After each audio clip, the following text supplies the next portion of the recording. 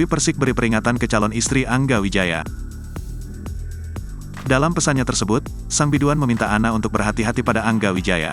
Awalnya, Dewi Persik menanggapi soal namanya yang terus dikaitkan dengan pernikahan Angga Wijaya.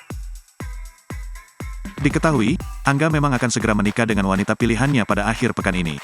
Mantan istri Aldi Taher itu lantas mengaku tidak ingin memberikan banyak komentar tentang ex-suaminya tersebut. Sebab menurutnya, Angga hanya ingin mengambil keuntungan pribadi darinya. Yang nyolek gue pastinya pengen terkenal, ngapain gue tanggapin. Kesenangan nanti dia, nanti jadi famous, nggak ada hubungannya sama gue, kata Dewi Persik di Instagram Live belum lama, dikutip Selasa, tanggal 20 Juni tahun 2023.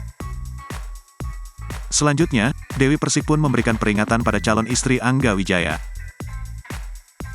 Dia diminta untuk tidak terlalu membanggakan Angga karena suatu saat watak asli calon suaminya tersebut akan terkuak.